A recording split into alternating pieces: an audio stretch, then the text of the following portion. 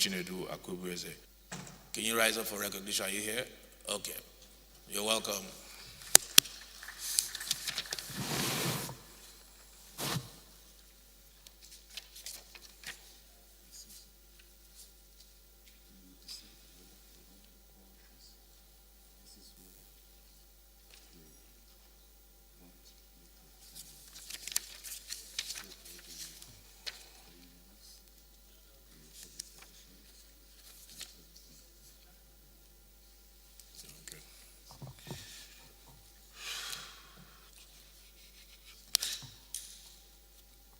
Any public petition? It seems like the system is still out for whatever reason.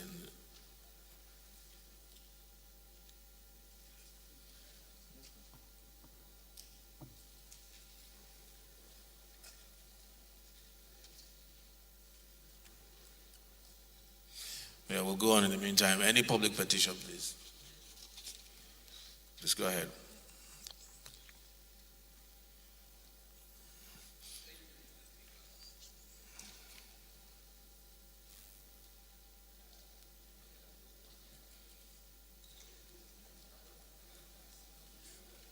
Go ahead.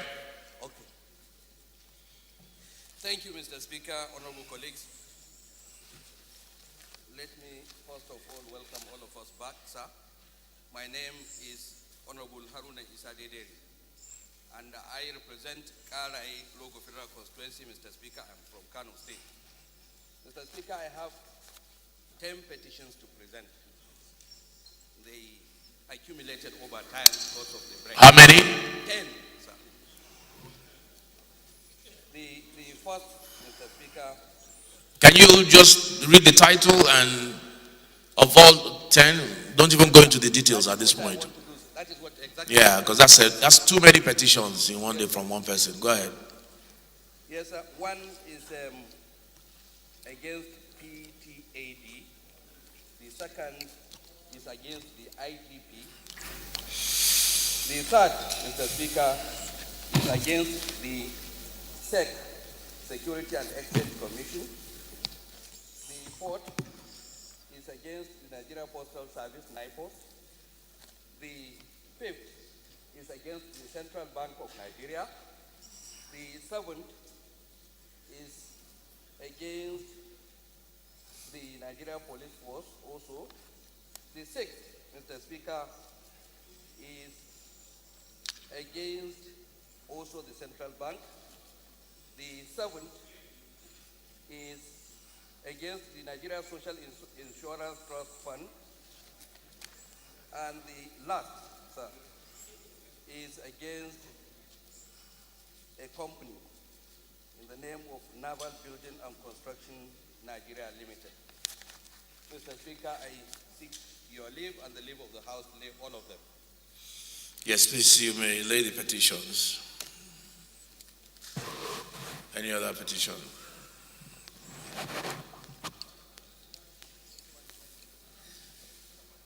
Your mic.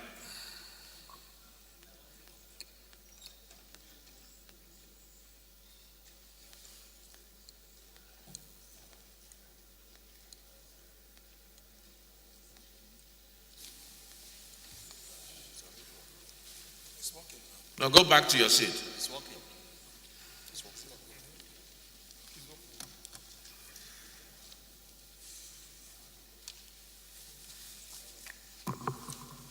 Mr. Speaker, distinguished honorable colleagues, Mohammed Omar Bio is my name. I represent the people of Bautin and Kayama Federal Constituency. Mr. Speaker, I'm from Kwara State. Mr. Speaker, I have 3 petitions here. One is about fraud, intimidation, and threat by a military officer. The second is about diversion of funds by MTN. The third is about evasion of funds by all companies. Mr. Speaker, distinguished honorable colleagues, by your kind permission, may I be allowed to lay the petitions? Yes, please, go ahead.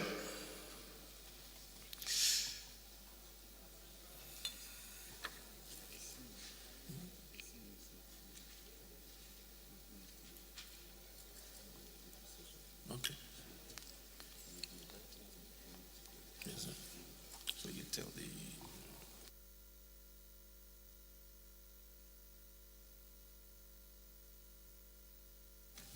Any other petition? Are we done with petitions?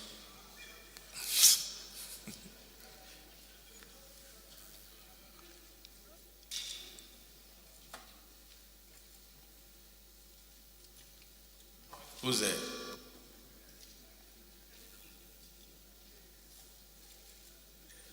Prince Ariel. Okay. Mr. Speaker, distinguished honorable members, my name is Honorable Akim Adini Adeyemi. I represent the good people of Afiju Atiba, Oyo East, Oyo West, and from Oyo State. I have a petition from one of my constituents, Mr. Adeleke Teslim Oyediran. His petition is on unjust, premature, and unfair retirement from the Department of Petroleum Resources, DPR. Mr. Speaker, may I seek your indulgence and leverage to lay this petition? Unjust? Retirement and premature retirement from the Department of Petroleum Resources. He doesn't want to go to court? Yeah, I think the ask can get him justice. All right, you may lay your petition. Thank you, Mr. Speaker.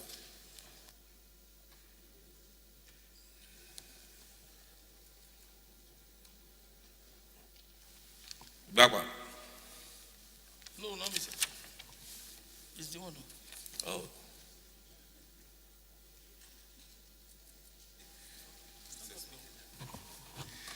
Thank you, Mr. Speaker. Before me, I'm Samuel Chinedu Onwaso, representing Okanot and South Federal Constituency. I'm from Anambra State. Mr. Speaker, I have 3 petitions, all against the Nigerian police. May I have your permission to play it, Mr. Speaker? Thank you. Please go ahead. Any other petition?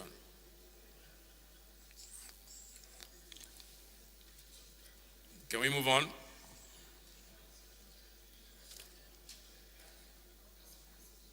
All petitions referred to the Committee on Public Petitions.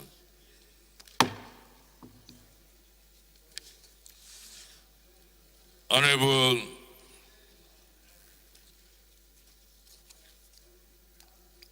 Ndudi Elumelu, Minority Leader. What's your point of order?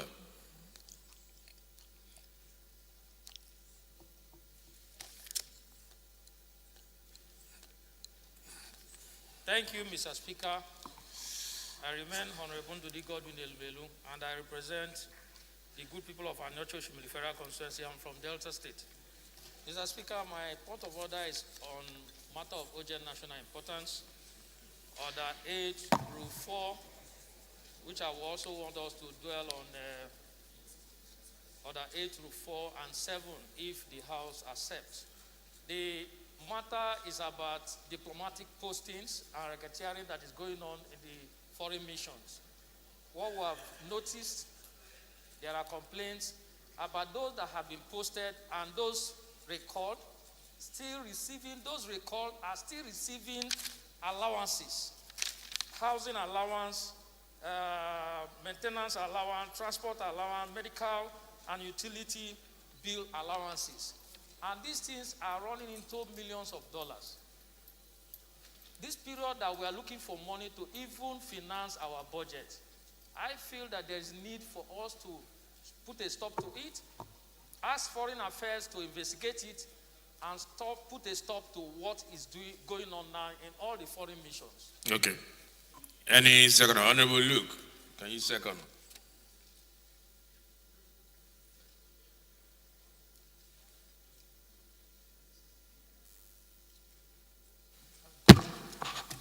Thank you, Mr. Speaker. Onofiog Luke, I represent the people of Etinan, Nsitibum, Surubium, Federal Constituency of Akwa Ibom State. I rise to second the motion ably moved by the minority leader, sir. Minority Leader, please move your motion.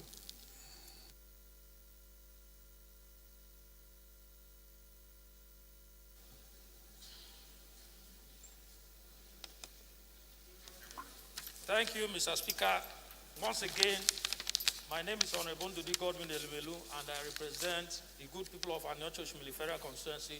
I'm from Delta State. Incisam are practices associated with diplomatic postings and deliberate draining of resources in the Ministry of Foreign Affairs, a call for investigation. The House notes that the Ministry of Foreign Affairs is the statutory body saddled with the responsibilities of implementing foreign decisions and handling the external promotion of Nigerian domestic vision and ideas, as well as increasing awareness about Nigerian economic potentials. The House further notes that these responsibilities are carried out through Nigerian diplomats posted to various foreign missions and international organizations to represent and protect the interests of Nigeria.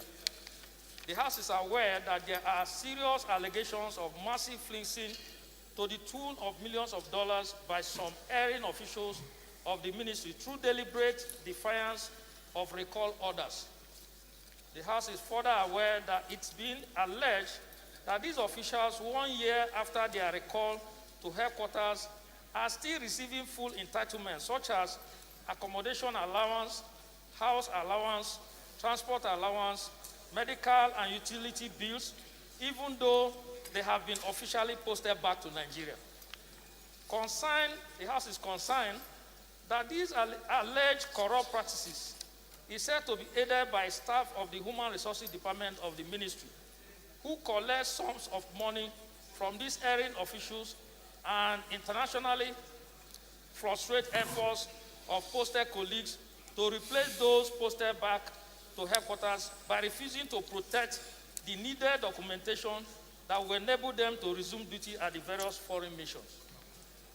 The House is further concerned that while these officials are busy fleecing the ministry of millions of dollars monthly, the ministry is said to have no functional clinic, no generators, no functional air conditioning system, and no internet access, making the environment unconducive for staff to perform at optimal level. The House is therefore worried that if these corrupt practices and consistent disregard for constituted authority by staff of the ministry is not put to check, it may paint Nigeria in a bad image before the international community and ridicule the fight against corruption by Mr. President. Hence, the need for an urgent investigation.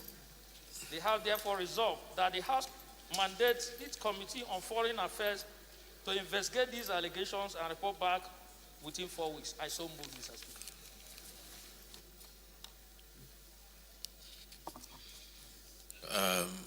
Dr. Achibal.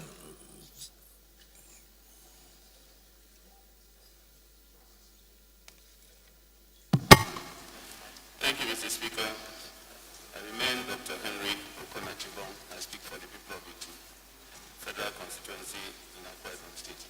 Mr. Speaker, I rise to support the motion as moved by the minority leader of the House. I so support. Thank you, Mr. Speaker. Minority Leader, do you want to add some flesh, or is it sufficient, your motion?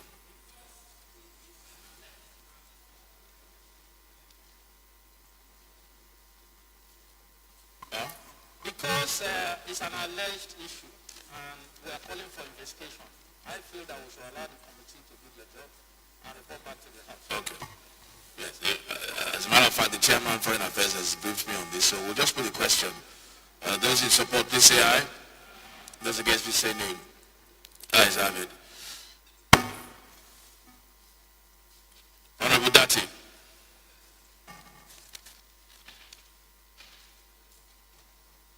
Thank you, Mr. Speaker. Honorable colleagues, my name is Honorable Garba Dati Mohammed. I represent Sabang, the Federal Constituency of Kaduna State. Matter of urgent public importance that I come under Order 8, Rule 4.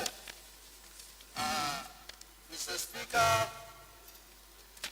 this matter is urgent need to address the security threat posed by the phenomenon of banditry, particularly kidnapping and abduction, to the campuses of Ahmadu Bello University, Zaria, and other tertiary institutions across the nation.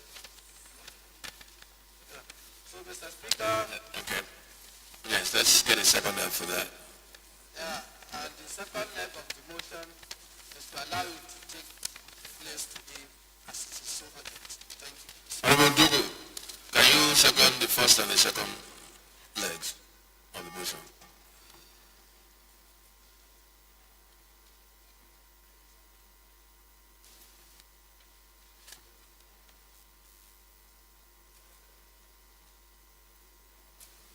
Okay.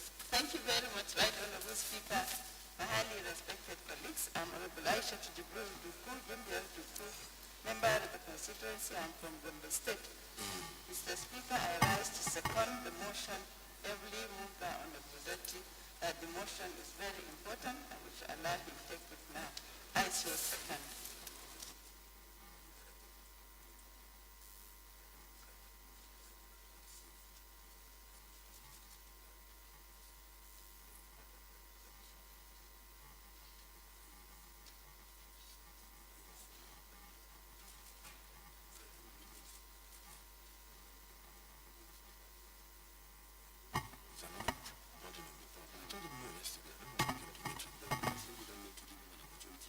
Go ahead.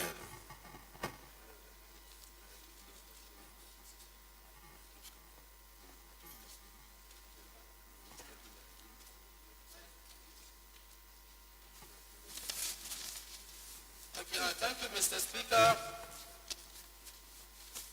The House recalls that the state of insecurity in Nigeria has been a matter of great concern to all meaning patriots for several years now. Further recalls that recently the state of insecurity in Kaduna State has degenerated to alarming levels in spite of the well-meaning efforts of government to put an end to it, and that this insecurity has come in the form of armed banditry. Equally recalls the activities of these armed bandits who have now embarked on the spate of kidnappings and abductions of Ahmadu Bello University staff and students and other. Honorable Kawadi, please approach the issue. Go back to your seat. Interrupt the speaker, please. Okay, Mr. Speaker. Yeah. The acting chief, just give him 1 second, please.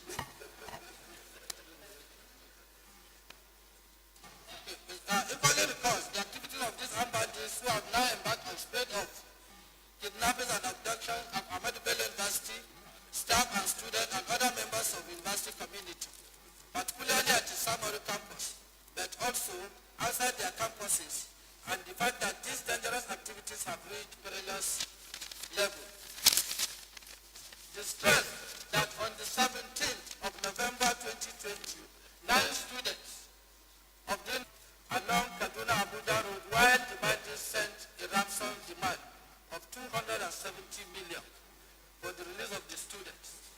Further distress that only on Monday 23rd of November 2020 at about 12:50 a.m., armed bandits invaded the house of another staff, Professor Bakari Giren, and abducted him, his wife and daughter, and only after an exchange of fire with the police intelligence response team did the body release the wife and daughter while they escaped with the professor. And we are anxious that Professor Giren remains in captivity with the bandit as of this moment when the invasions are continuing unabated. Note that the bandits have been substantially aided in their wicked, despicable, and nefarious activities by the absence of a wall or fence around the Samari campus of the university, unlike what is obtainable at the campus of the University of Maiduguri and the University of Abuja Babelada campus. Further notes that the bandits have also been substantially aided by the fact that it shares borders with southern Katsina, particularly Sabua local government, where the activities of the bandits have escalated in geometric proportions, as well as Kuyelo in Bilingwari local government area, another hotspot of criminalities, and that the forests in these border locations have become heavens for these criminal activities. Concerned that these border locations have made it easier for the bandits to penetrate porous borders of the campus while making staff and students easy prey. Worried that the sad consequence of this state of affairs is that the university now stands the serious risk of being unable to promise the serene and conducive atmosphere that is sine qua non for its purpose and institution of higher learning.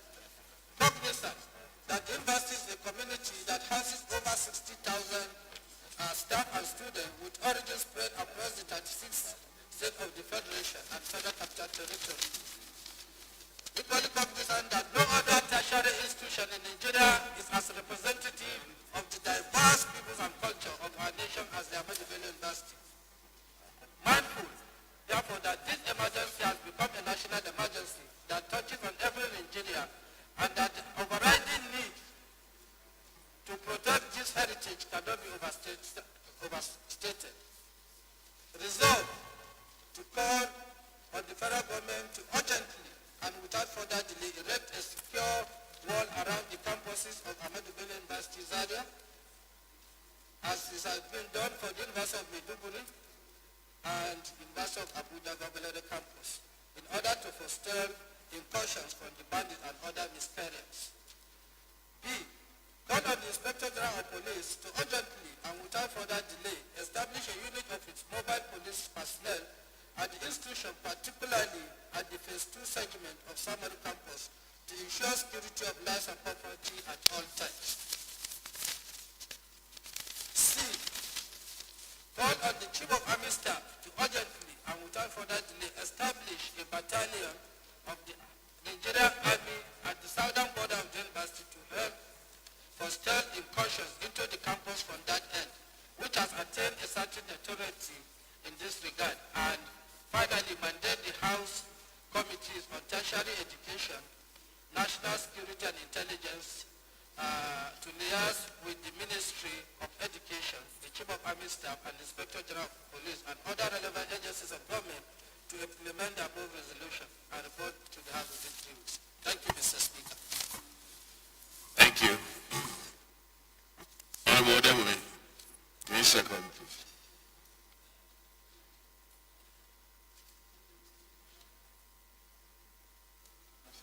Thank you, Mr. Speaker, Honorable colleagues. I'm Deputy Mr. President. I represent the good people of Surulere and Federal Constituency. I rise to support the motion, simply move by my brother. I still support.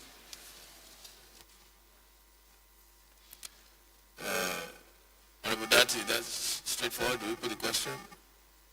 Or you want to, a minute? Okay. Even though the motion is self-explanatory and very straightforward,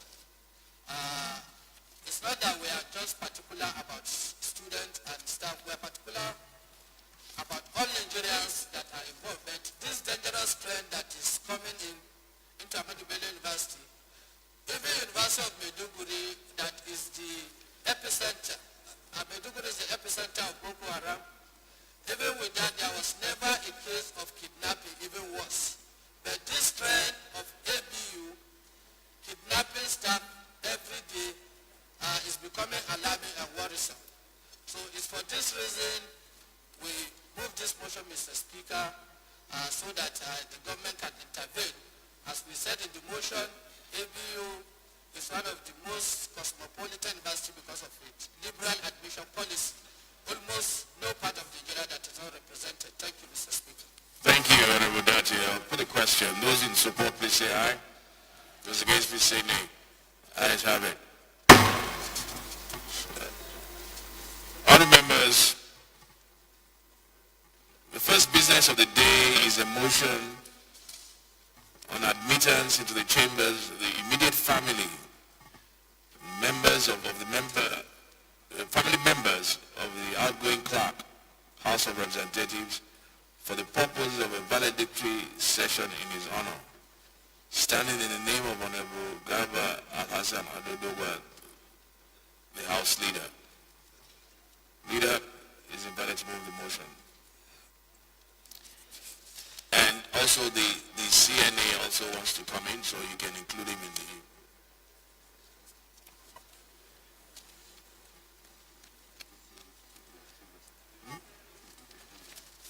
Of course, he's not a stranger. CNA is not a stranger, so the family members, invite them in. You will never be a stranger to us. Amen. Right Honorable Speaker, honorable members,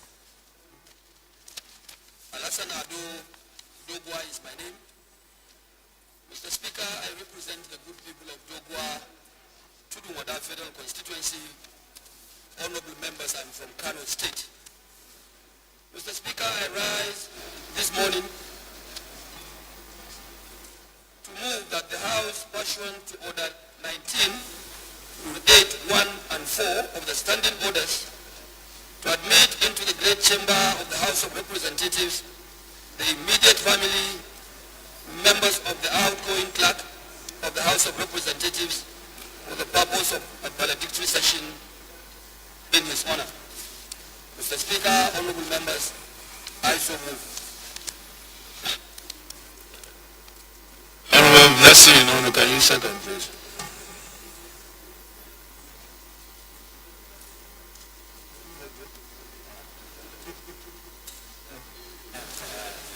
Thank you very much, Mr. Speaker. I am Honorable Blessing Onyeche Onu, and I represent the good people of Otuto Oyimini Federal Constituency.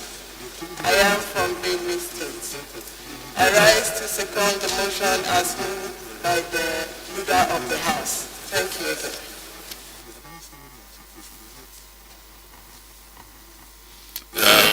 Those who support, please say aye. Those against, please say nay. Ayes have it.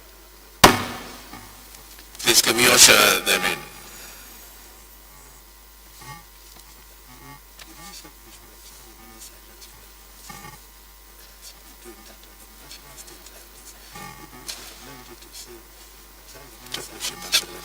Talk to him. It's Moreno.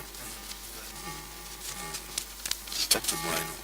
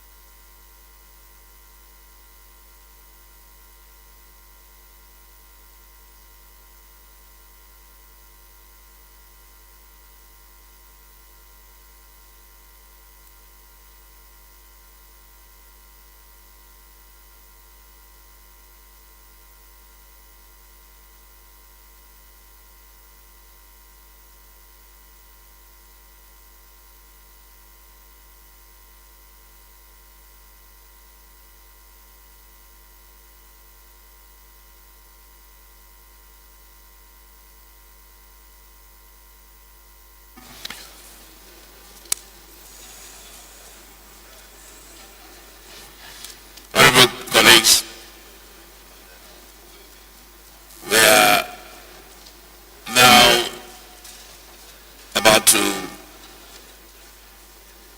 do our very short but very important valedictory session for the outgoing clerk, Mr. Patrick Giwa, who will be sitting for the last day in the House of Representatives as he goes on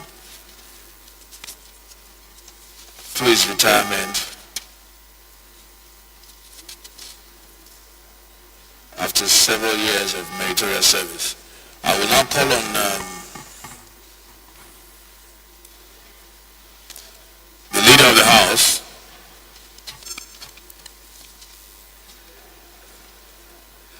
to give his valedictory speech for 4 minutes in honor of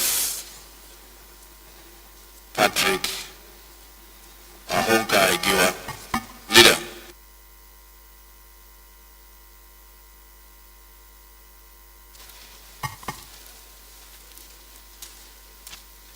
Mr. Speaker, honorable members, Alasan Ado Dogwa, once again is my name. Right Honorable Speaker, I represent Dogwa Tudunada Federal Constituency. Mr. Speaker, I am from Kano State. Right Honorable Speaker, honorable members, as it is reflected on our order paper today, Mr. Speaker, we are once again on this floor to make another history. History in the sense that, Mr. Speaker, we have one of us who has been in the service of the Federal Republic of Nigeria in various capacities. We have one of us, Mr. Speaker, who had been so committed into the historical development of the legislature in Nigeria as a polity. Mr. Speaker, we have one of us who we can rightly call a pillar, not only to this House where he serves as clerk, but also to the National Assembly as an institution. Mr. Speaker, Mr. Giwa, Patrick Giwa, a gentleman, a quintessential gentleman, Mr. Speaker, a man of commitment, a man of absolute responsibility in terms of dedication to his duty, is today marking his last day as a civil servant. And let me start by thanking you, Mr. Speaker, and this honorable House for allowing us to spare some minutes of moments to share with the outside world, to share with the people of Nigeria who Mr. Giwa is and who Mr. Giwa was in the course of his service as a staff of the National Assembly. Mr. Giwa, having risen to this position as the Clerk House of Representatives, is by no means an expression and manifestation of the fact that he is a dedicated staff of the National Assembly. He had started long ago, giving his best while as a young officer, giving his best at a middle level position as an officer, and he had also given his best in his capacity as the Clerk of the House of Representatives. Mr. Speaker, today I want to join my friends, my colleagues, and join his family that Mr. Giwa is today rounding up his public service and in flying colors. He is doing that in flying colors because we do not have any bad or negative record to Mr. Giwa right from day one to this very day that we are celebrating him. The Clerk of the National Assembly, the CNA, who is there seated right here, his presence and being part of the chamber today to celebrate Mr. Giwa is also a further conviction, is a further confirmation of what I have said. That for those of us who occupy political positions here as members elected from our various constituencies, and by extension representing the population of the Federal Republic of Nigeria, we have good things to say about Giwa, and your presence there, Mr. Clark, is an attestation and confirmation of the fact that yes, the bureaucracy of the National Assembly, to which you are the head, has a very, very good high rating marking for Mr. Patrick Giwa. I believe, Mr. Speaker, honorable members, this is a platform that will allow every other member to speak, but unfortunately with the exigencies of tight schedules of Mr. Speaker and the business of the House, we may not have enough time to speak all the goodies of Mr. Giwa. But I want to say, Your Excellency, the Right Honorable Speaker, Mr. Deputy Speaker, honorable members, We will miss Giwa. We will miss Giwa. I repeat, we will miss Giwa 3 times. I am saying so because, not only because of his intellectual capacity and contributions as a clerk of the House of Representatives, I want to say, without any fear of contradiction, and the CNS is there, that if not for anything, I have been on the floor of this House as far back as 1992. And to date, Mr. Speaker, I want anyone to bet me that we have never had a patient, consistent, coordinated clerk of the House of Representatives as Mr. Patrick Giwa. If I must repeat, Mr. Speaker, for patience, a staff, a civil servant, with the kind of patience that Giwa deals with people here, is something that I believe is just cannot be matched by any other person. It's something that is unprecedented. And I hope Giwa will continue in that manner. Giwa, in my language, Mr. Speaker, it means elephant. If you allow me, Mr. Speaker, by your leave, I will tell this gathering that Mr. Giwa is an elephant of the House of Representatives. He has done a lot for us. And look at his structure, very high. He's also an Iroko to this place. So, Mr. Giwa, you are winding up. You may be going back home with a lot of reflections, but go back home, sleep well. Your records on the annals of the history of House of Representatives here are superb, excellent, and charitable. To the family, let me also once again, I remember the last time when I joined you guys on behalf of the Speaker, in the wedding ceremony, wedding session of the first son of the family, I think, if I'm not wrong. I met all of you there. Very decent family. My only problem with Giwa is that he's married to only one wife. So Giwa, now that you are going in retirement, I will invite you for retraining. I will invite you for further engagement to see if you can contemplate having just a second more wife to help the other one.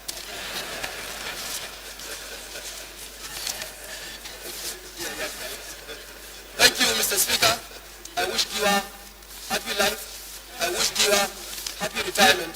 And I want to also urge you, Mr. Speaker, as we have 3 more years to continue in these green chambers, perhaps beyond 3 more years after this session, we must continue to tap on the experience and intelligence of Patrick Giwa, because he looks to me as someone who is unfortunately retiring, but he is not tired. Giwa will come calling, maybe through the clerk, maybe through the speaker, maybe through your only strong wife. If you start to be naughty, you will come through her. That ask Giwa to come back to the chamber. Even around the chamber, we still need your good job. We need your contributions, and we will come calling to get you on board in one way or the other. I thank Patrick Giwa, I thank your family, and I thank you for whatever you have done for the Federal Republic of Nigeria in your services to this democratic institution of the National Assembly, and in specific, the House of Representatives.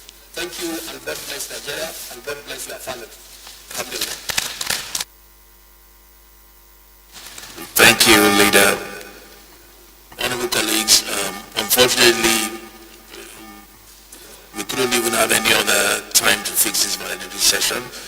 Unfortunately, many of our members have the House out trying to meet the deadline of tomorrow, which we announced yesterday.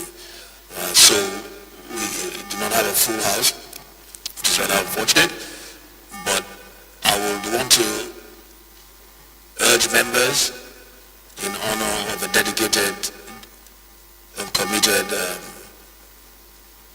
servant that we stay put and nobody leaves the chambers until we complete this valedictory session. It's an appeal to members to at least give honor to whom honor is due. Minority Leader.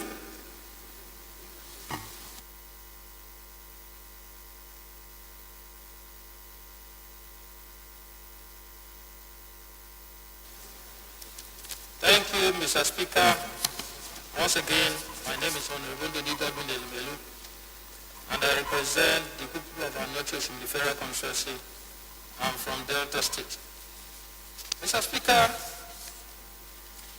my belief tells me that to everything there is a season and a time to every purpose under the heaven. Today it pleases God that today has been set aside, even before he was born, that there will be a time a child will be born to a family of Giwa, and that child will grow through nurture to become a man and be trained educationally and also have the opportunity to work and exhibit all that he had learned through nurture. Today, we talk about a man who is humble to a fault. I said it yesterday night that our clerk, Sir Patrick Giwa, is humble to a fault. Meeting him, I thought he would have somebody at home who probably will be an opposite of him. Because if one is cold, the other one may be a little bit hot. And giving Beijing prescription that women should be heard. But unfortunately, I was wrong. The wife turned out to be even worse than him on the issue of humility. The humble wife to a fault, and him also extremely humble. Giwa is somebody that when you meet him, probably, let me use what happens on the floor. Probably there is no other paper. And you are eager to raise a point of other privileges. And you beckon on him. He is quick to apologize. He is quick to leave whatever he's doing, not minding the fact that you may call him to leave here, to go and search for that other paper and ensure that that person, that member that has complained, is satisfied. It takes a man that is humble to do that, and that is him. Giwa is a man full of integrity. I don't say it because he's sitting in front of us. I say it because that is what I know about him. I've had cause to meet him behind, especially when there are pressure from my opposition members, that their names are probably not listed in one other committee or the other. And I tried to persuade him to tinker with the list before it comes out. And he will Say that again. and he will tell me, Minority Leader, please talk to Mr. Speaker. He will tell me, please talk to Mr. Speaker.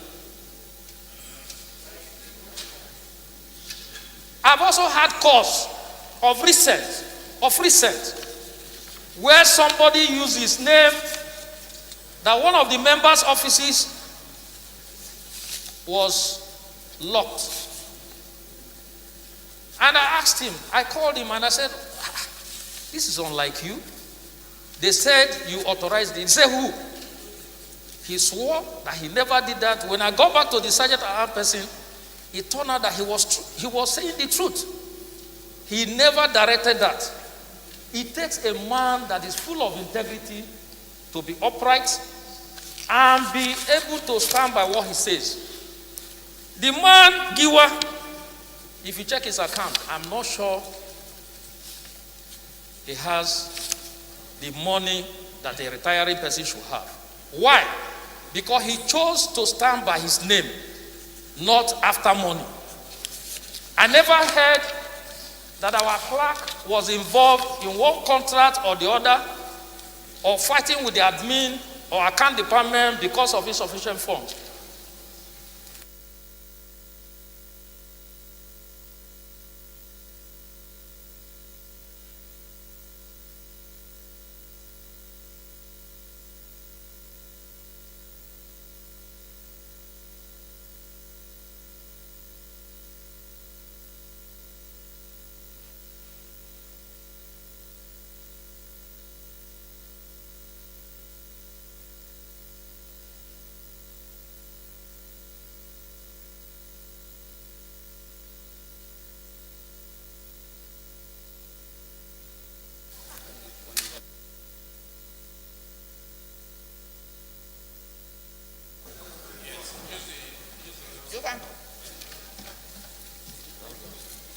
You are telling me random. You, Marky.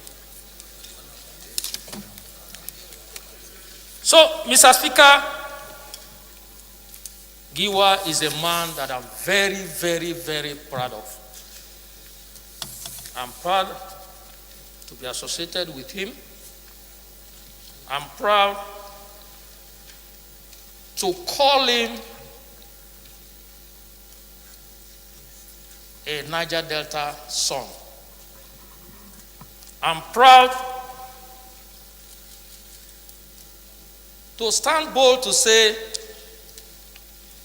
that he came, he saw, and he was able to conquer every spirit of manipulation. He conquered it. He made sure that those things of life, things of material things, never affected him on this floor.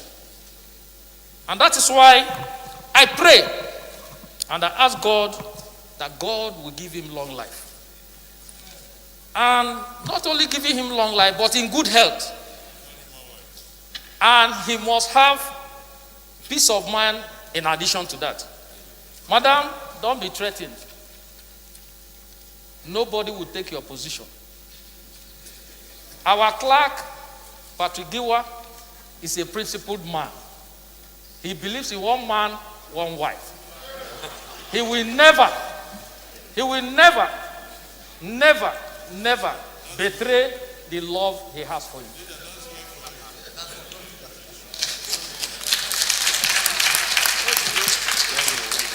And as a good Christian, and as a knight, he can't deviate from what he believes in. God has so made two of you. And at the appointed time, he will take two of you. But not now.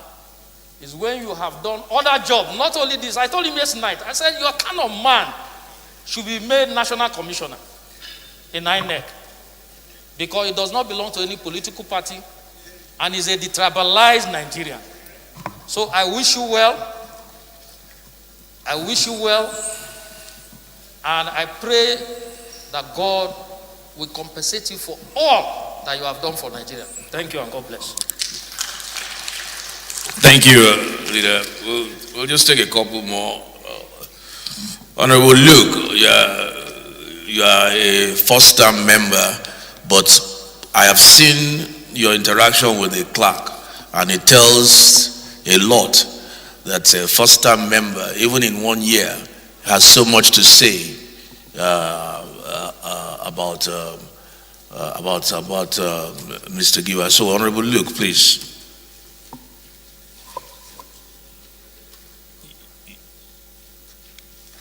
You might want to move.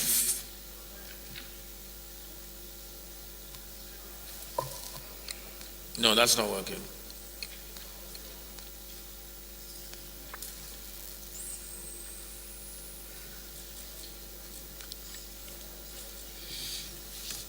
Come to the side of the ruling party. Yeah.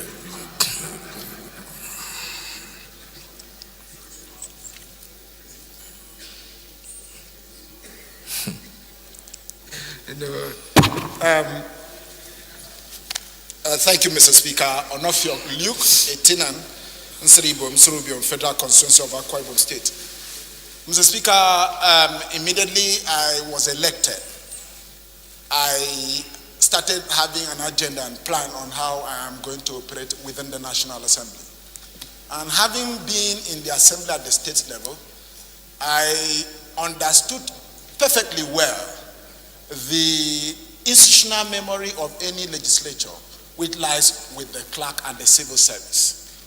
And while we were here on introduction, I sought to know the clerk of the House of Representatives. And on that very day, we were at Transcorp to do a registration for the induction. And I found out that there were certain things about my name which were not correct. And behold, the man I approached to have asked how I would correct this was actually the clerk of the House of Representatives. He held me by the hand, just like a JJC arriving secondary school, and then took me to the desk and sought for the corrections to be made as it concerns my name and my biodata.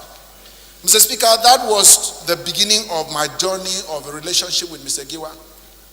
I then had to learn how to navigate, to get bills, motions enrolled, slated for hearing.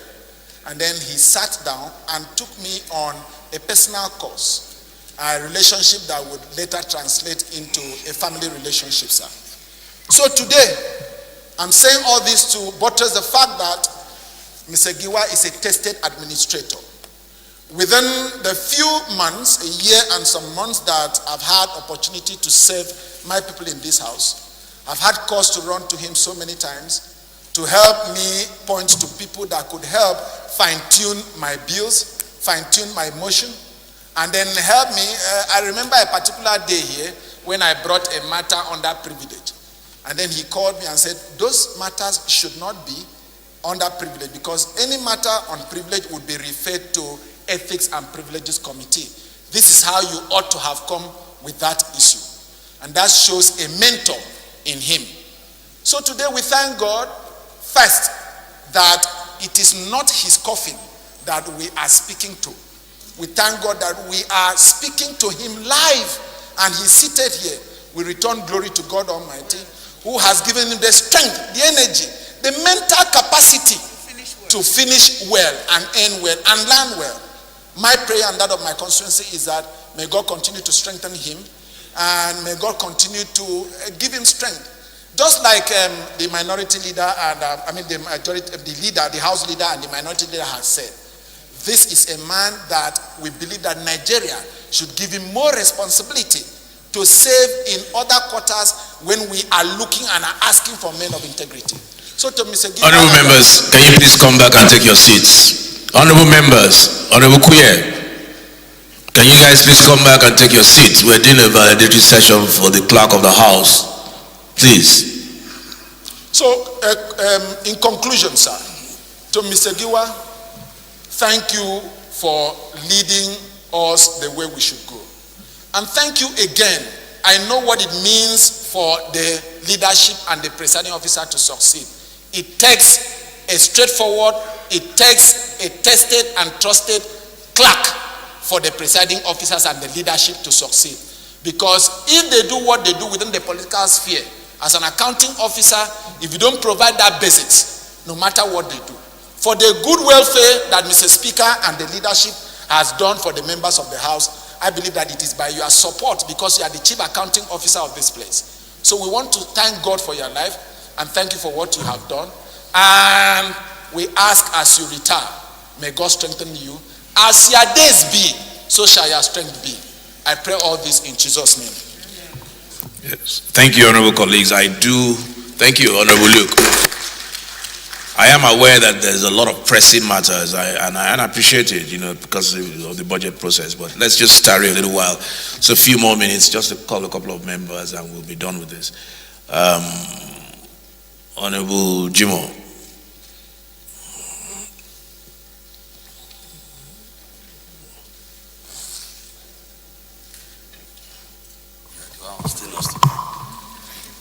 Honorable Speaker, my name is Jim Abdurrahim Olajide. I represent Lagos Mainland Federal Constituency, Lagos State. I'm glad, I'm happy that I'm one of those that are sitting down here today to celebrate and congratulate somebody I consider as a man of value. A man that has served diligently to this house and to civil service generally. A man sitting down before all of us now. In the next few minutes or days, we'll be out of this place. Not by death, but by life. A man that has served as clerk, former clerk of Public Accounts Committee. A man that has served as deputy clerk of this house. A man that is sitting down here and still serving as the clerk of this house. A seasoned administrator, a man from Edo, a man that can be regarded as somebody who has committed himself to the service of humanity, a man that can assist at any point in time and advise accordingly. This is how to do it, this is how to go about it. Do it this way, you get the result. I want to say that this is what one we expect. Somebody who is very calm and cool and have the intelligence to achieve. A man who has remarkably achieved success as far as civil service is concerned. Mr. Giwa is before us today. He has trained so many number of people. I remember when one of my children wanted to serve here, I went to him and he told me, Honorable, you should have called me. I said, I don't need to call you. Please put me the right way. And he did. I thank you and I thank God for your life. I congratulate you. I congratulate your family. A 4-star general has spoken. We are 1-star general. When I say 4-star general, I mean the majority leader. No, you have 4 wives and so many children. We have 1 wife and 1 children. 1 wife and 4 children. You also have 1 wife and many children. We thank God that we are the same, unlike him, that is 4-star general. But for you that you have succeeded in your life, it's glorious to Almighty God. It's thankful to Almighty God. It's to you to appreciate God more while you are living. But don't think you are living here because you are retired, but you are not tired. You can be called upon at any point in time to assist or be a consultant. I say God bless you and thank you very much. Honorable Duku.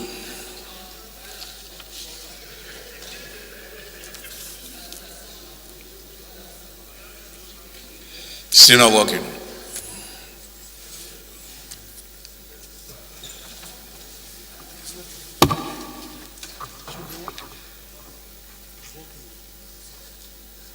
Yeah, it's working. Should be working. Try one of these. Thank you very much, Right Honorable Speaker, my highly respected colleagues. I'm Honorable Aisha Jibril Duku, Gimbiar Duku, member representing Dukuna for the Federal Constituency. I come from Gombe State. Mr. Speaker, thank you for giving me this opportunity to say a word about our outgoing clerk. When I first came in, I met him on the selection committee. Then I was the chair for the Northeast Selection Committee.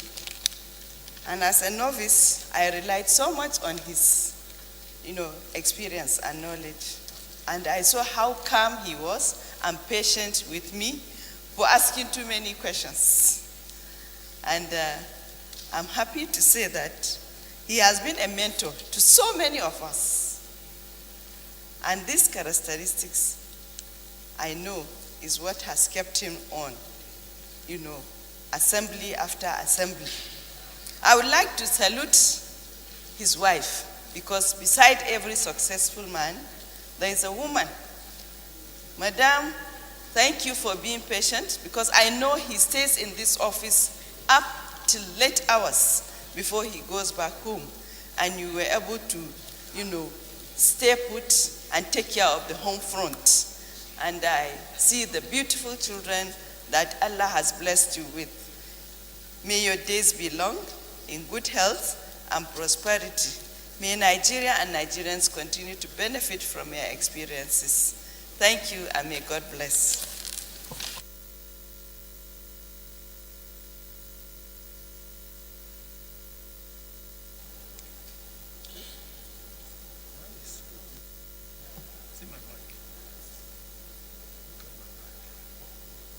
Honorable colleagues, I think the other way everybody will speak here today, because everybody has one thing or the other to say.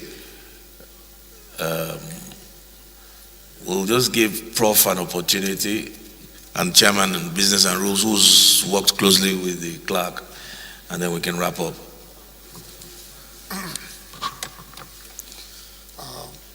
Mr. Speaker, I'm Professor Julius Ihonvere, representing the good people of Owan Federal Constituency, Edo State. When the minority leader was speaking, he was quite happy to claim Mr. Giwa for the Niger Delta. Today, I am going to claim him for the very beautiful, calm, peaceful, productive community of Uzeba in Iuleha clan, Owan West local government, Edo State, where I come from. Most people do not know that Mr. Giwa and I are brothers. And the way we work is to say that should not be the defining factor of why you are here. We come from the same town, we are from the same family, the same community. So I will tell you how we see Giwa at home. From the way he has operated here, it is clear that there are certain qualities that is brought here. I want to say today, Mr. Speaker, today is one of my finest hours. I'm happy, I'm proud, I'm elated that he has served with a clean slate. Most people don't know I'm related to him, and we talk about him. And they talk freely. I have not met one person who has had one negative thing to say about Mr. Giwa. But let me give credit to at three levels. One, to thank God for his life, that he didn't derail from his imbued quality. He didn't allow the arrogance of power or the environment of work to change his person. Second, let me thank his wife. Many times I call him at 8, 9 p.m., he's still at work. And as a family person, we all know what that means. So I want to thank you, Egayoma. We appreciate you. May God continue to bless you. And I want to thank his colleagues, the deputy clerks, all those who worked with him in the office, because they made his burden a lot easier. Mr. Speaker, let me round up by saying that in the history of men, you are bound to meet obstacles, opportunities, and challenges. If you do not have that inner spirit of discipline, of focus, of righteousness, the capacity to differentiate between what is good and what is bad, an understanding of history, and the ability to distinguish those who come to you because of what you are as a person and those who come to you because of your office, you make mistakes. Mr. Giwa has a sense of history, a sense of nation, and that is the most important thing. The message he gave to me when I came here around, Mr. Speaker, in this house, there is no party difference. I even got to know that before I saw the joint task. He said, work with your colleagues. 2, you will benefit more when you move outside your Edo State colleagues to non-Edo colleagues. 3, make no enemies here. If you offend somebody, apologize. If they offend you, he also told me to apologize. And I followed this principle since I got here. And I believe I'm doing best for myself. May God continue to guide you. We're waiting for you at home. In fact, we don't have a king in the community now. He died long ago. I know because I'm the prime minister next to the king. We may just make you our next king. And so there are jobs waiting everywhere. But I thank everyone here for working with my brother, for giving him courage, giving him hope, and protecting him with your prayers. May God bless us all. Thank you, sir. Okay, can we do thank you very much, Prof. Can we do 1 minute each for Honorable Toby and then the Chairman of Business and Rules? Okay, go ahead. Please, because we need to cover at least 2 items on the order paper before we leave. Thank you, Mr. Speaker, honorable colleagues. My name is Toby Okechukwu. and I represent an area of Wajiriba Federal Constituency from Enugu State. Mr. Speaker, I am very pleased that you consider that I should talk about a man who have served this institution creditably well. Mr. Speaker, honorable colleagues, Mr. Giwa, as at the time he was not the clerk, had always maintained his prudence, his integrity, and I've had cause to work with him in the 8th Assembly when he was responsible to coordinate selection of members to committees. The same integrity he maintained then is the same he maintains today. But I also had the opportunity, Mr. Speaker, when you assigned us to develop a guideline for our resumption. I worked closely with him, the COVID guidelines. He went an extra mile, working with others to develop additional protocols to enable the House of Representatives to resume during COVID. So he's not only creative, he's minded vigorously and in a dedicated manner to his job. So I would believe that other than the general ordinary services, during that time of emergency, he was responsive and he was very responsible. And that may have been, we were the first institution that resumed, adding additional protocols to the protocols of NCDC. And it is to his credit that we had such exposure to the pandemic. But to God's will and to the effort he put, we've not recorded any fatality associated with that in this assembly. So that goes to the level of work he has done for us. No matter if we had lost any life due to carelessness or lack of it, I would say that the management didn't do as much. So, Mr. Speaker, honorable colleagues, so we want to thank you for the job you've done for the institution, for the job you've done for our colleagues, and the job you've done for the country. Even you've had so many offers for an additional wife, I know you'll be reluctant to take it. Thank you very much. Thank you. Honorable Fulata, Chairman, Business and Rules. Thank you, Mr. Speaker. Honorable colleagues, I am Abubakar Samfulata. I represent Berniwa, Krika Sama, Gudi Federal Constituency Speaker. I'm from Jigawa State. Mr. Speaker, honorable colleagues, to quote from Marx, men make their own history, but not according to their choice. They do so in accordance with circumstances created and dictated by others. Mr. Speaker, Mr. Giwa succeeded because the institution of National Assembly and all the members here present created the enabling environment for him to succeed. For the few time, or 1.5 years, that I've interacted closely with Mr. Giwa, I have found him to be a civil servant to the core.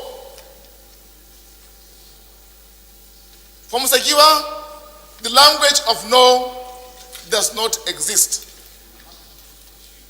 He tries to make his point patiently and with a lot of respect, even for those who are under him.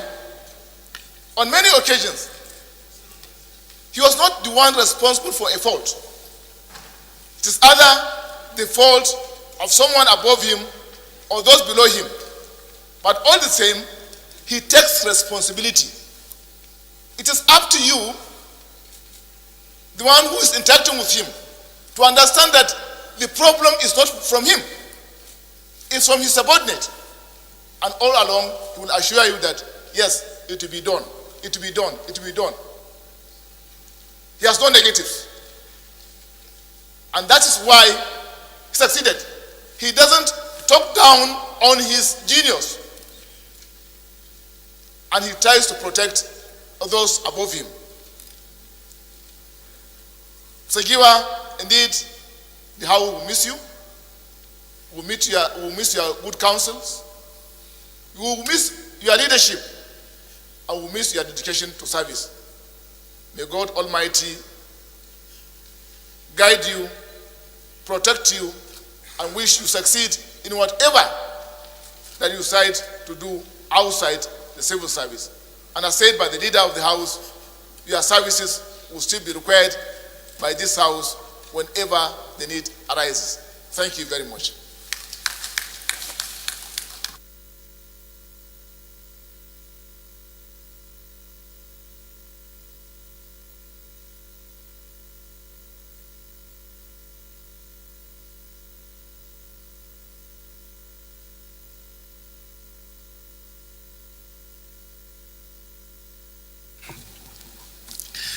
Well, thank you very much, honorable colleagues. Let me just say, at the risk of sounding repetitive, add a little to the wonderful things that have been said about our outgoing clerk. First of all, it's important for people to understand what it means by being the clerk of the House of Representatives. It's easy to just say clerk without understanding the duties, the functions, and what it takes to be a clerk. As a clerk, Mr. Giwa has been in charge of the administration of this institution. He's been in charge of its finances. He's been the chief accounting officer. He's been in charge of its security. He's been in charge of, as was rightly said by Honorable, the COVID pandemic. Clerk, you're in charge of everything. You're more or less numero uno. And in working with Mr. Giwa, I have found him to be a clerk par excellence. Mr. Patrick Giwa rose through the ranks from being a committee clerk to a deputy clerk and to the clerk of the House of Representatives. I found him to be a man that his commitment to duty is unparalleled. A man of integrity who is beyond reproach. He's a quiet, amiable, and gentle man, like everybody has said. But more importantly, a reliable ally, not just to me, but to every single member, 360 members here. He has not, I don't think anybody has any ill wind or anything to say negative about the outgoing clerk of the House, Mr. Patrick Giwa.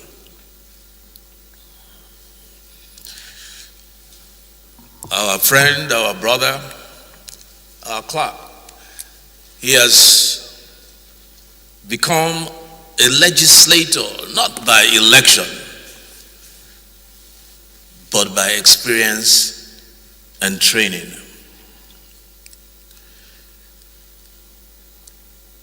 As has been attested to, many of us have run to him to understand certain nuances of legislative work. I personally have had occasions to debate with him, much to my chagrin and irritation, on certain aspects of the rules. Sometimes you see us discussing here.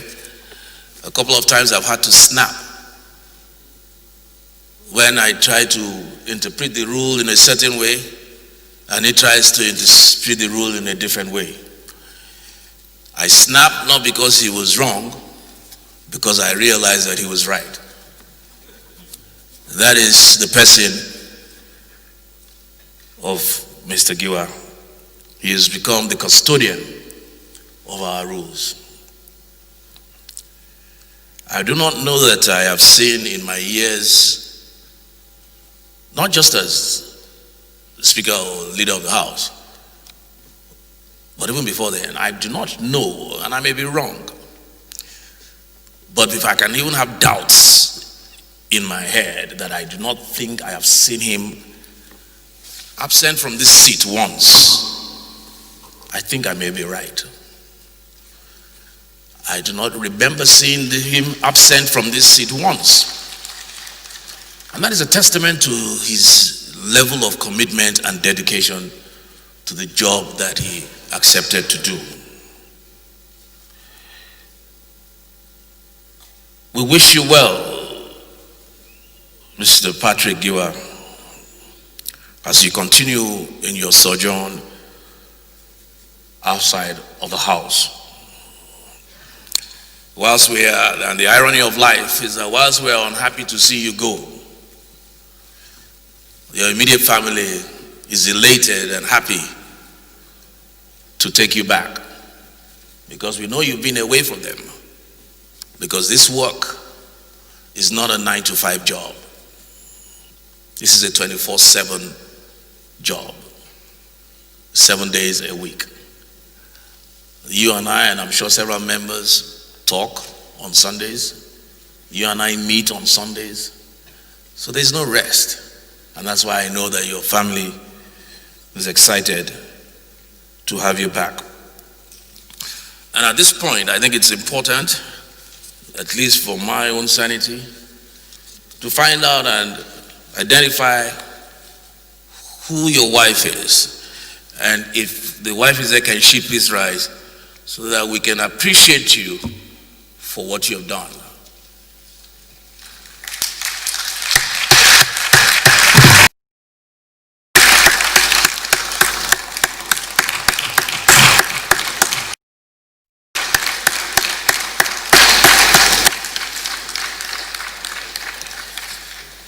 Thank you very much. We do that in recognition of the fact that without you, there could not have been a Patrick Giwa in terms of what he has done for this institution. So I thank you for your support of him, and I pray that you continue, to support him even outside of office. I ask that you please ignore some of us members who spoke earlier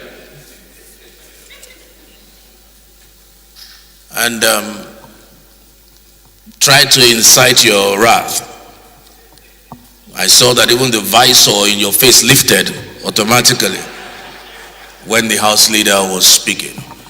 But I can assure you that he is not just the House leader or the majority leader of this institution.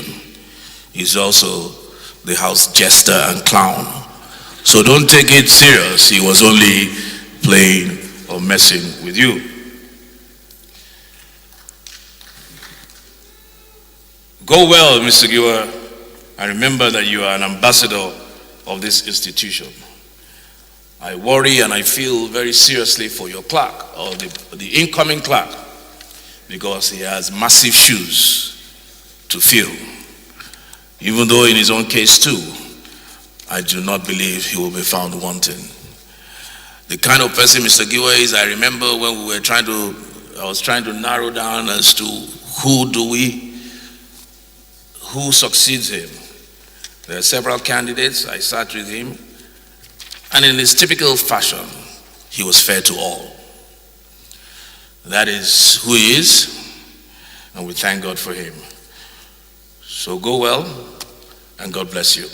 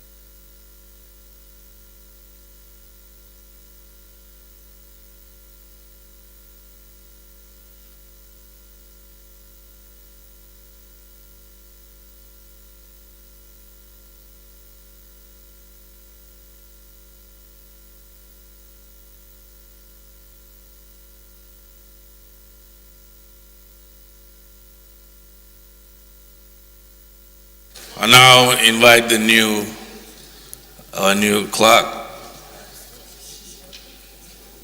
is to take the seats of the clerk.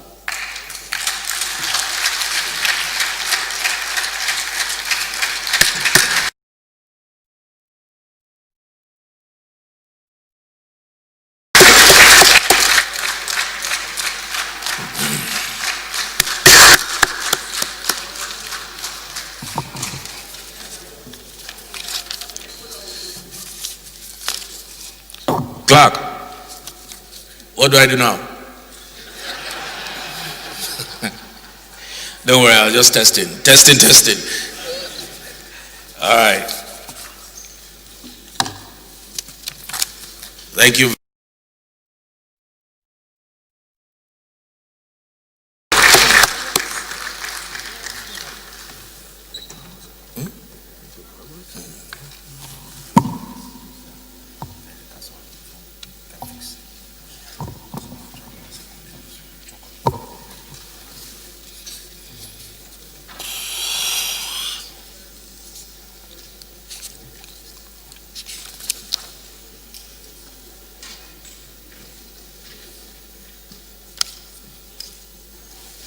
Honorable colleagues,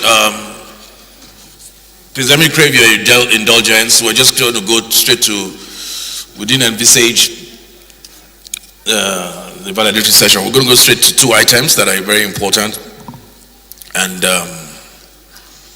we're going to call it a day.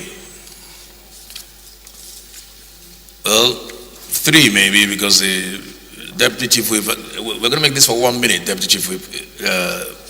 She came in late because she had gone to represent me somewhere, and today is the international. Go ahead and move your, yeah, go ahead.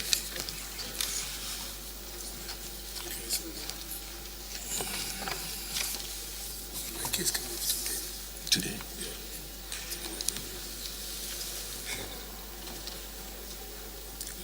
When today? Today when? When today? Your case. What happened? Kiruka Onyejocha, representing Iskwatu Federal Constituency, matter of urgent public importance, International Day for the Elimination of... Deputy, can you ask for the leave of the House to suspend our rules so that you can go back to that, because we're way beyond matter of urgent public importance. Okay, sir. May I move that I seek for the leave of the House for suspension of this rule order 8, rule 4, 3, matter of urgent public importance, and for suspension of relevant to enable me take this matter as matter of urgent public importance. I so move, Mr. Speaker. All right.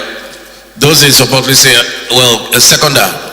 Honorable Jimo, you want a second? Yeah, let me second. Thank you very much. I haven't listened to what she had just said. I therefore move that I second the motion as moved. Thank you. Those in support, please say aye. Those against, say nay. Ayes have it.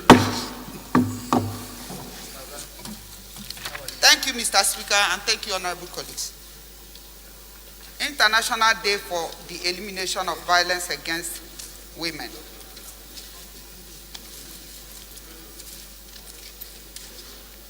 The House notes that November 25th of every year is designated International Day for the Elimination of Violence Against Women. The United Nations system, together with United Nations Women, is joining hand with victims, activists, decision makers, and people from all walks of life to beam light on the need to proper funding of essential agencies for the prevention of data collection of violence against women. The House further notes that this year's theme for the International Day for the Elimination of Violence Against Women is tagged Orange for Orange the World, Fund, Respond, Prevent, Collect. Like in previous years, this year's International Day will mark the launch of 16 days of activism that will conclude on 10th December 2020, which is International Human Rights Day. The House recalled that women played crucial role in the achievement and initiation of additional commitments and the mobilization of member states on the issue of ending violence against women. The House is aware that the official commemoration of the International Day for the Elimination of Violence Against Women will be a virtual multi-stakeholders event due to the current context of COVID-19 pandemic and in line with the social gathering engagement strategy and gender-based violence. And Nigerian Parliament is joining their voices today to commemorate this day.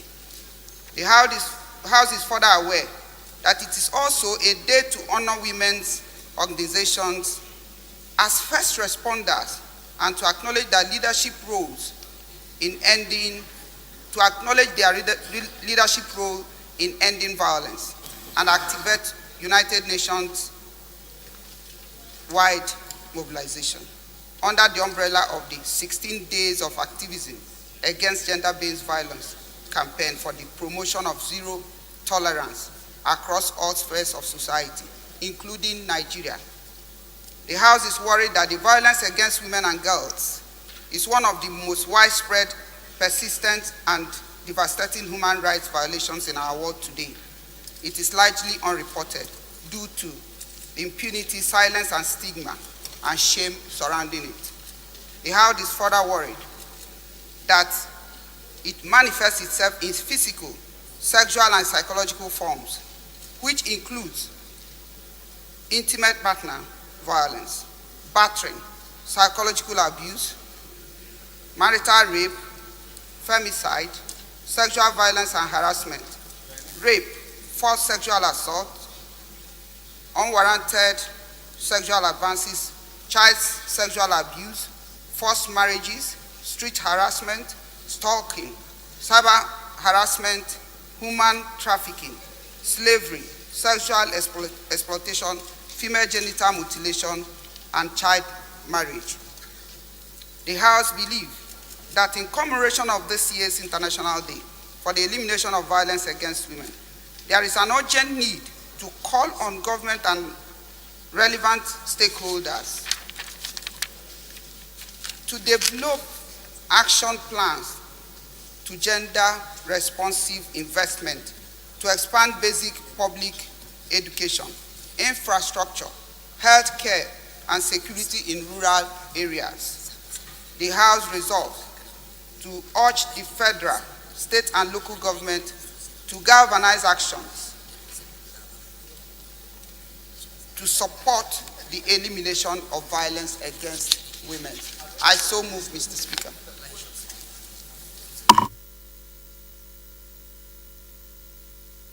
Honorable Luga, second. Right, Honorable Speaker, respected colleague, my name is Representative Taiwo Luga. I speak for the people of Rewali Federal Constituency. Mr. Speaker, I'm from Osun State. I second the motion. I so moved by my leader. I so second.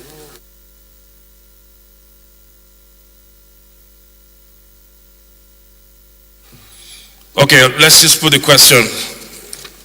Those in support, motion by Honorable Kiruka, please say aye. Those against, please say nay. Ayes have it.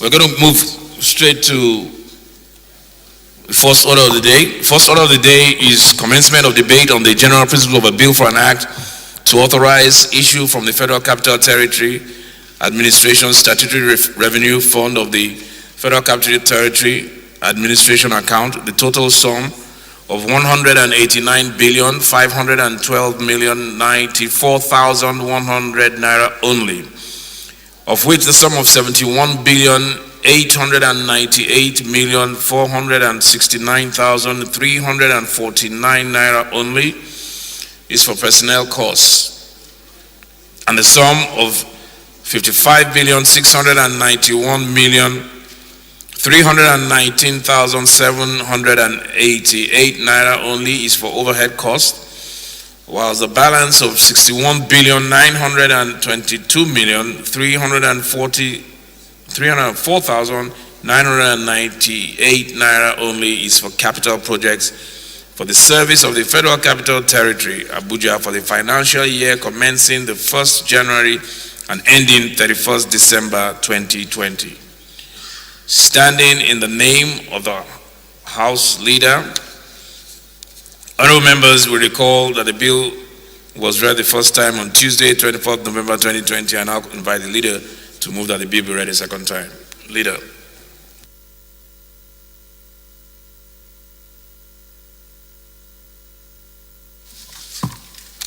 Thank you once again, Right Honorable Speaker, honorable members. Ado Dogwa is my name. Mr. Speaker, I represent the good people of Dogwa Tudunwada Federal Constituency. Honorable members, I am from Kano State. Mr. Speaker, I rise to perform the normal ritual here, sir, that a bill for an act to authorize the issue from the Federal Capital Territory of Administration Statutory Revenue Fund of the Federal Capital Territory Administration account the total sum of 189,512,094,100 naira only, of which the sum of 71,898,469,314 naira only is for personnel cost, and the sum of 55,691,319,788 naira only is for overhead cost, while the balance of 61,922,304,998 naira only is for capital projects. For the service of the Federal Capital Territory, Abuja, for the financial year commencing from 1st of January and ending on the 31st December 2020, HB 1102. Mr. Speaker, honorable members, I so move. The Minority Leader, this second. Thank you, Mr. Speaker. I remain Honorable Godwin Elmelu, and I represent the group people of Anoto from the Federal Constituency. I'm from Delta State. I rise to second the motion moved by the House Leader. I so second. Leader, is finished. Straightforward. 30 seconds. Oh, yeah.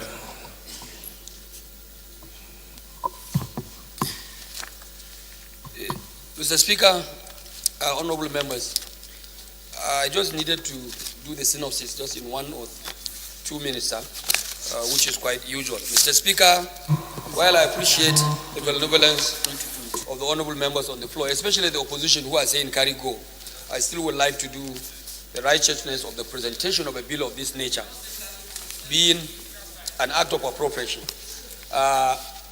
You know, Mr. Speaker, the minority leader of the House can be so benevolent, but if it gets out of procedure, he will be the first person to blow whistle that this one is going the other way around. So let us do the right thing. You are a very righteous speaker, under a very righteous government, led by an able president, President Muhammadu Buhari, and will not give any room for any corruption of any sort, whether procedural or financial corruption.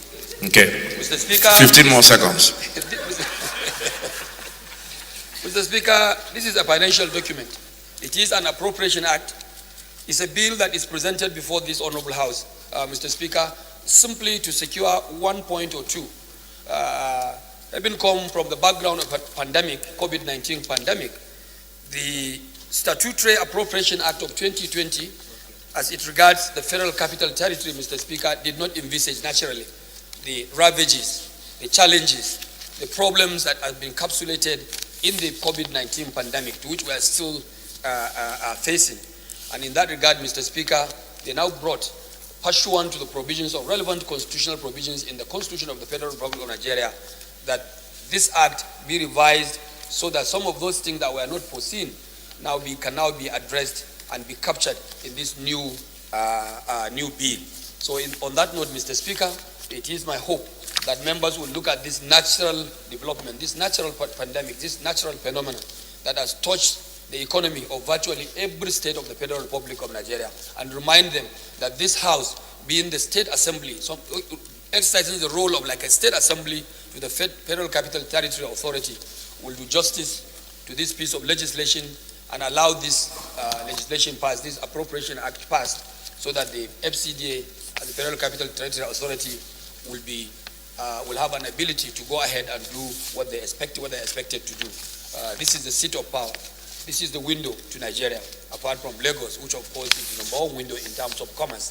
But when you're talking about administration, this place is a very important place for us, and we need to provide for them necessary infrastructure, financial and otherwise, to be able to discharge their responsibility as seat of power and the Federal Capital Territory, to which all of us are proud of. Thank you, and may God bless the Federal Republic of Nigeria. Thank you, leader. Those in favor, please say aye. Amendment, sir. Those against? Mr. Speaker. Amendment? To a bill? Yeah. You want to amend the figures? No, sir. There was a typographical error that needed to be corrected. No, because we can't amend bills. We amend motions. That was the clerical. What's the amendment? The clerical error is what? Yes, sir. What? Instead of 2021, it was written to be 2020, sir. Oh, okay. Please take note. Okay, I'm not even. Sir, Mr. Speaker, my respected colleague from the rear, don't mislead the House, please. This is precisely 2020 Appropriation Act. It is simply brought for a revision. And you can see reason why I insisted, even when the opposition are giving us carry go, I insisted I need to make this explanation. It's a revision of the 2020. It's a revision of the 2020 budget. Mr. Speaker, leader, two of us cannot be on our feet. Point of order, please. No, but you have not been recognized now. But I'm raising a point of order. No, after you raise a point of order, I will recognize you. You don't raise a point of order and stand up. Doesn't work like that. Are you done, House Leader? No, I can't be done because once they are done, then we'll take his point of order. Yes. So please, yes. please, honorable leader, please, honorable member, make sure you look at the size of your shoe and look at my own. Okay. Are you done? Wait. Mr. Speaker. Mr. Speaker. Yeah. Go ahead. Mr. Speaker, it's just a mere clarification that I would like to give to the House and to the honorable member who may be out of oversight. Thought that this is a 2021 a revision. Yeah, it's not a revision. We are reviewing the 2020 Appropriation Act. Thank now you. Encapsulate within the content of the budget things that have not been envisaged before the COVID-19. Thank you. Minority Leader, do you still have a point of order? What's your point of order? Thank you, Mr. Speaker. The Order 6, Rule 2 is privilege that any time a member raises a point of order under privilege, it must be taken. Yeah, what's your point of order? Very good. Mr. Speaker, when the House leader was speaking, he alluded to the fact that we said carry go. There was never a time that us here mentioned the issue of carry go. However, we were concerned about time, given that even this budget that you are talking about had been appropriated before and it was never implemented. Yeah. It was never implemented. So why waste time again on the issue And while we have many other things in the other paper that we should even attend to. And in any case, it's an issue of going for second reading, which in effect means to commit it to the committee for them to dissect it, re-engineer it, and bring it before us. They will not have time to consider it. The point of order is sustained, minority leader. Sustain. Honorable colleagues, Honorable Muraino, Chairman, Public Petition, a couple of others, please bear with us. The Deputy Speaker and I have a very important official engagement that we have to attend. We're running a little bit behind time. So I'm going to go straight to the 12th order of the day. The 12th order of the day is consideration of report of the Committee on AIDS, Loan and Debts and Management on the Promissory Notes Program and Bond Issuance as refund to Rivers, Bayelsa, Cross River, Osun and Ondo state governments for projects executed on behalf of the federal government. Honorable members will recall that the report was laid on Tuesday, 24th November 2020. Honorable Safana will move for its consideration. Mr. Speaker, are you sure we allow Safana to speak? Mr. Speaker. Okay. I need to yes. We thank God for the new clerk. We did not put the question on the FCT bill because of the banter between the House leader and the minority leader. So put the question on the FCT bill. Those in support, please say aye. Those against, please say nay. Ayes have it. Long time. Honorable Speaker, honorable members, a bill for an act to authorize the issue from the Federal Capital Territory Administration Statutory Revenue Fund of the Federal Capital Territory Administration account in total sum of 189,512,094,100 naira only, of which the sum of 71,898,469,314 naira only is for personnel costs, and the sum of 55,691,319,788 naira only is for overhead costs, while the balance of 61,922,304,998 naira only is for capital projects for the service of the Federal Capital Territory, Abuja, for the financial year commencing from 1 January and ending on 31 December 2020. Second reading.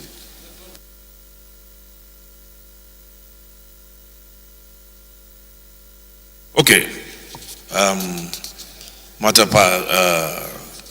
passed to the Committee on FCT. Honorable Safana, please move for consideration. Thank you, Honorable Speaker, my respected colleagues.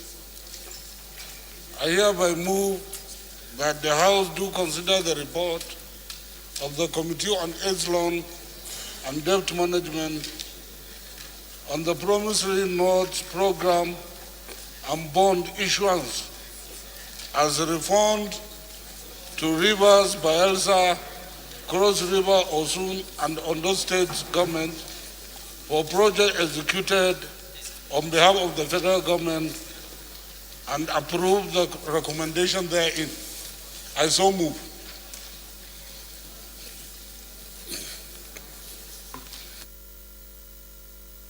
Yes, seconder, please. Thank you, Mr. Speaker. I remain Honorable Ndudi Godwin Elmelu, and I represent the good people of from Delta State.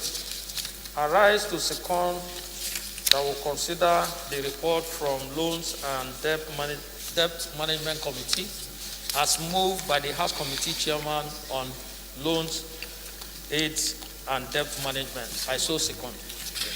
Did you share it by 10 of us?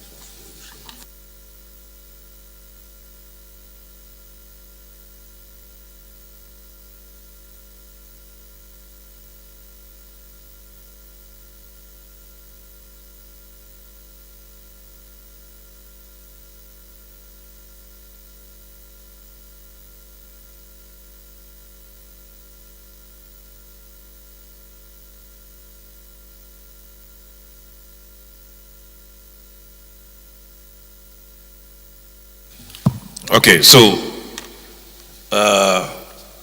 those in support, please say aye. Those against, please say nay. Ayes have it. Move that the House resolve to the Committee of the Whole to consider the report.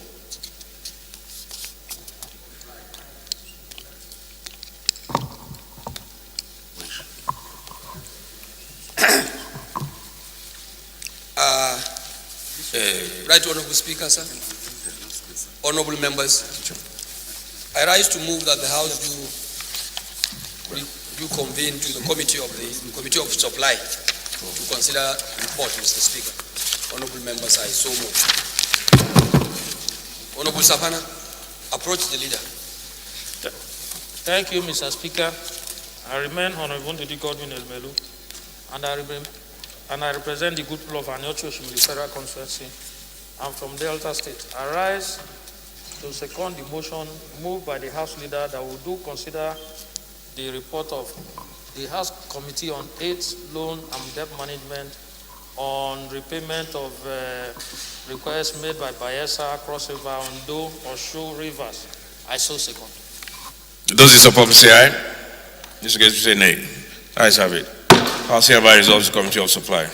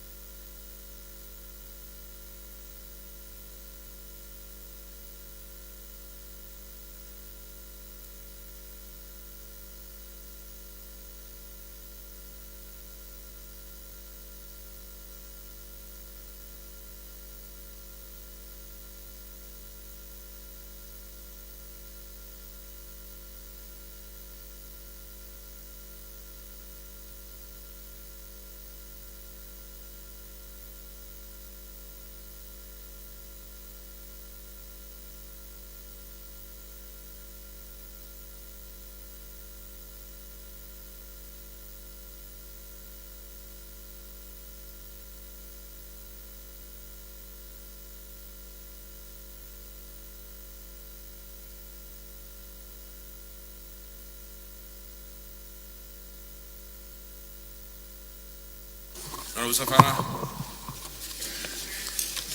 Honorable Safana. Please, quick synopsis.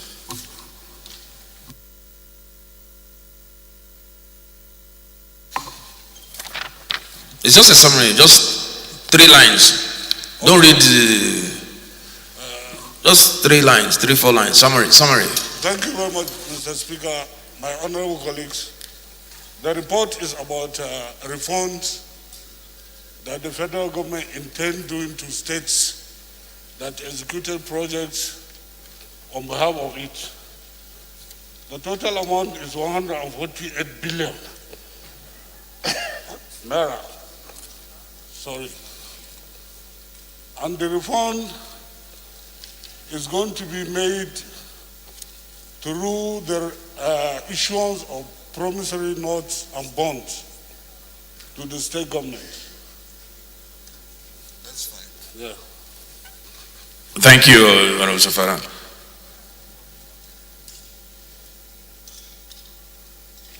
So we'll go straight to the recommendations.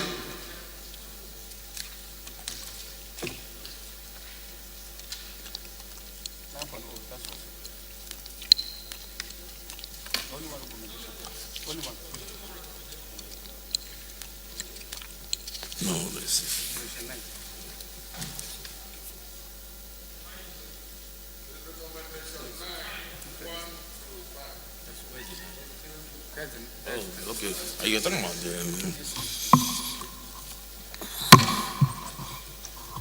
Okay, so that the House do approve the promissory note program and bond issuance to settle outstanding claims and liabilities of the 5 states in the sum of 148,141,969,161 naira 24 kobo only, based on the claims by each state as follows. Bayelsa, 38,404,564,783.40 carried. 18,394,732,608.65.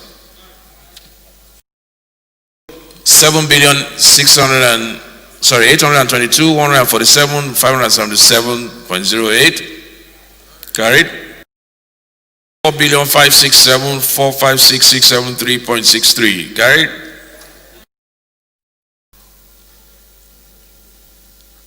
Rivers State, 78,953,067,518.29 carried. Is 148 billion, yes, 141,969,161 naira 24 kobo only. Carry.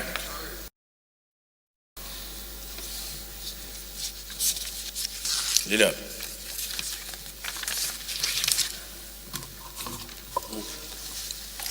Thank you, Mr. Speaker. Thank you, honorable members. Mr. Speaker, permit me to, on a very serious note, make an observation at this point. Even while we have carried all that we are supposed to carry, Mr. Speaker, I think it's a point of duty upon myself to make it known that this is part of the benevolence and the national commitment of this government as a government. Sir. The ruling APC government, you can see before you a profile of over 5 to 6 PDP governments taking monies from the center here to go, of course, to develop their state, which, of course, is a national development.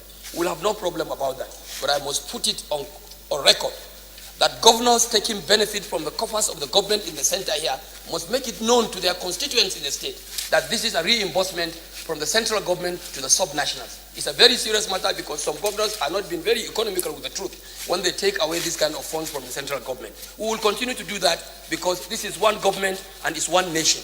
But the credit must be given to who the credit is due. Thank you, and God bless the Federal Republic of Nigeria.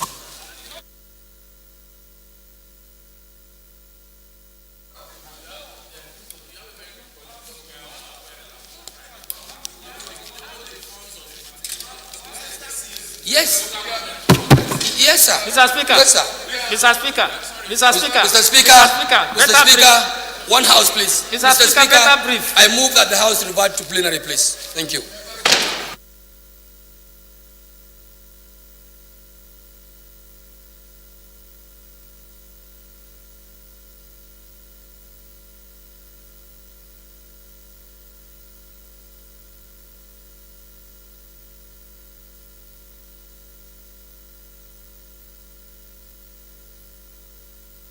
Yes. Thank you, Mr. Speaker. My name remains Honorable Ndudi Godwin Elumelu, and I represent the good people of Anocho Shibli Federal Constituency. I'm from Delta State. Mr. Speaker, the House leader, while we were in Committee of Supply, made some submissions as to the fact that we're taking money from center to the state. Mr. Speaker, let me put it on record that what the states did, the 5 states, I don't want to narrow down to PDP states. The 5 states were magnanimous enough to repair federal roads. And that resulted in what we are now doing. As at that time they did it, federal government did not have the money to rehabilitate such roads. It's even happening in Lagos. Your governor is doing the same thing in Lagos State. So when your governor does it, and he asks for refund, should not be mistaken to me. I think you're right, Honorable Elumelu. I think you're right. They did the federal government, but I think what the House leader was, what came to his mind, and you cannot pretend to forget, is that years ago, if you remember, during the PDP government, even certain local government funds were seized by the center, in spite of court ruling that they should be released. Some states suffered that problem. So he's just trying to draw a comparison between what this government is doing and what happened in the past. Leader. Mr. Speaker, honorable members, I rise to move that the report from the Committee of the Supply be adopted, Mr. Speaker. Sorry. Let me first of all read the report. The House in the Committee of Supply considered the report of the Committee on AIDS, Loans and Debt Management on the promissory notes, program and bond issuers as refund to Rivers, Bayelsa, Cross River, Osun and Ondo state governments for projects executed on behalf of the federal government, and approved the recommendations therein. So we can move for the adoption. Thank you, Right Honorable Speaker, honorable members. Ado Dogwa is my name, Mr. Speaker. I represent Dogwa Tudunwada Federal Constituency. Mr. Speaker, I am the leader of the 9th House of Representatives. Elumelu, the minority leader of this House. Inkiruka, Deputy Chief Whip.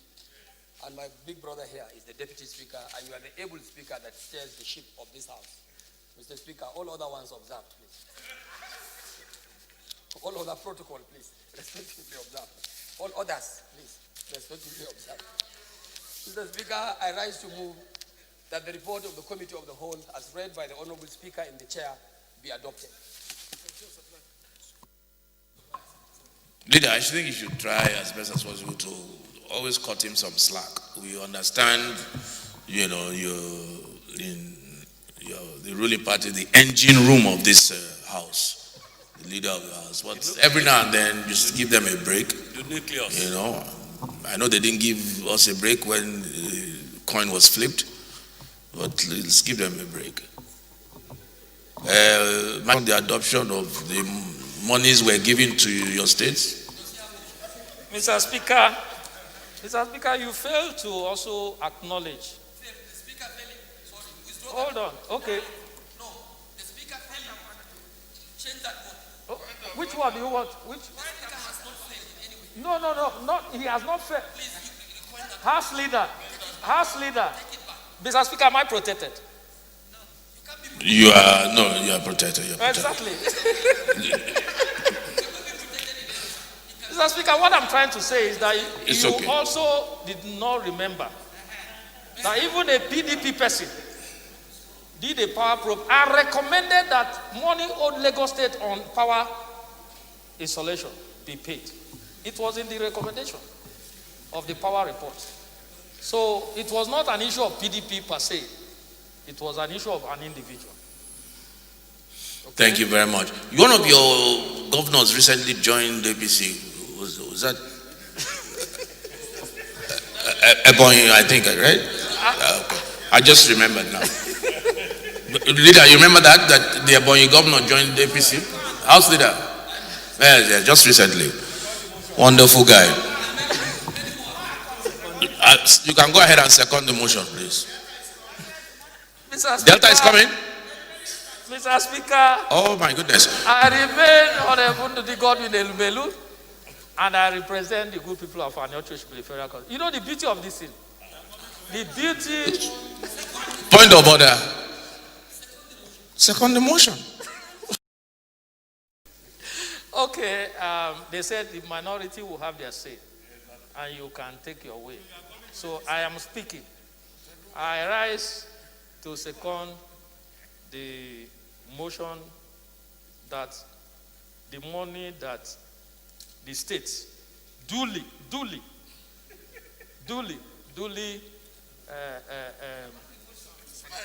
spent without interest. Why are you confused? I so second. Yes. Mr. Speaker, respected colleagues, I think, joke apart, you still have an opportunity for the House to vote. And so, it is better for you as a position to keep in and lobby more than trying to justify. Otherwise, if the House negative the report, you know what will happen. I'm bringing that to attention so that at least we should make progress. Very good Thank point. you so much. Thank you, sir.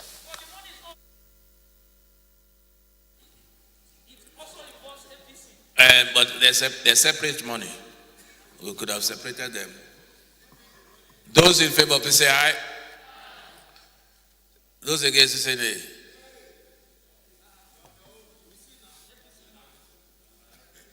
The ayes have it.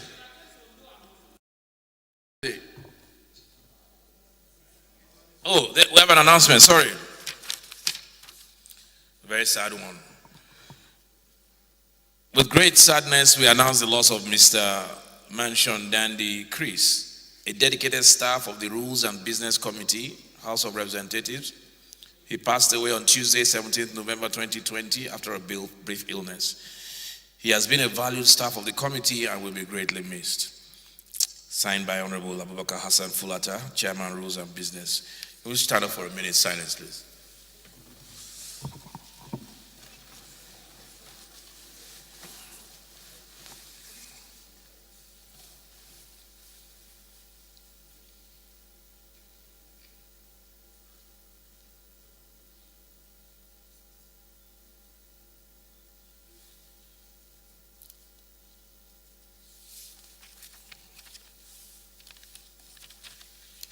May his soul rest in peace.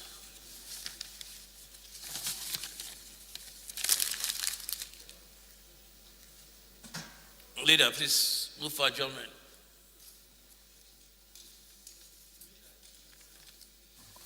Okay, sir. Right Honorable Speaker, honorable members. Of course, on a sad note, having had the announcement of the demise of one of our own, Mr. Speaker, I move that this House do adjourn to Tuesday next week, 11 a.m. Mr. Speaker, I so move. Thank you.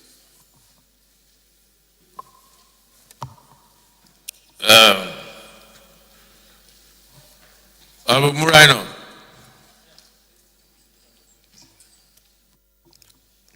Second, I know you had something on the other paper today. I'm sorry about that. We'll take it on Tuesday. Thank you, our Right Honorable Speaker, my honorable colleagues. I am Honorable Dr. Ajibola Muraina. I represent Barakwa Central, Barakwa North Federal Constituency. Mr. Speaker, my honorable colleagues, I'm from Oyo State. Mr. Speaker, I rise to second the motion adjourning the House till Tuesday next week as moved by the leader of the House. I so second, sir. Thank you. The motion is that the House be adjourned to Tuesday to allow all committees to finish the presentation of to finish the budget process. Those in support, please say aye. Those against, please say nay. Ayes have it.